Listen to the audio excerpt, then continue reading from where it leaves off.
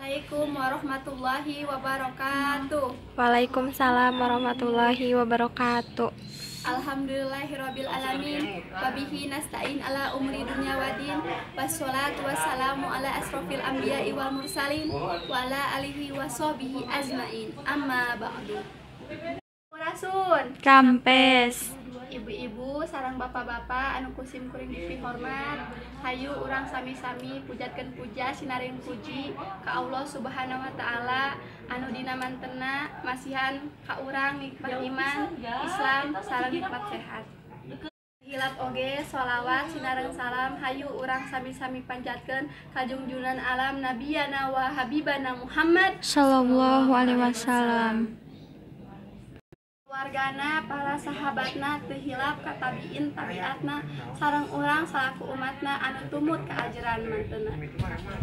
Abdi di dieu salaku pemandu acara nepakeun nami abdi Epi Apriani. Abdi di dieu bade ngadugikeun runtuyan acaranana. Anu kahiji bubuka, anu kadua ngaos ayat suci Al-Qur'an, anu katiruna sholawat, anu kaopatna dakwah ti ajengan Jujun Junaedi, sareng anu kalimana penutup. Ibu kumargi ameh teu golong kana wangtos, mangga hayu wae buka acara ieu ucapan basmalah. Bismillahirrohmanirrohim. Cara salajengna nyaeta ngaos ayat suci Al-Qur'an nu bade didugikeun ku Teteh Nisa.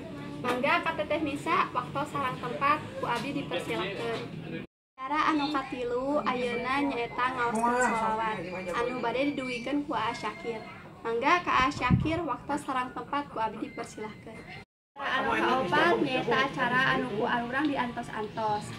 Nyaeta dakwah Kit Kiai Haji Jujun Junaedi. Mangga ka Kiai Haji Jujun Junaedi tempat sareng waktos ku abdi dipersilahkeun. Dan ke acara terakhir nyaeta doa anu bade didugikeun ku Ustadz Maulana. Mangga ka Ustadz Maulana tempat sareng waktos ku abdi dipersilahkan. Alhamdulillah ibu-ibu acara demi acara parantos rengse. Hapunten bilih aya kata-kata anu lepat ti abdi anu nyinggung ka manah ibu-ibu. Urang sami-sami tutup acara ieu ku ucapan hamdalah sasorangan.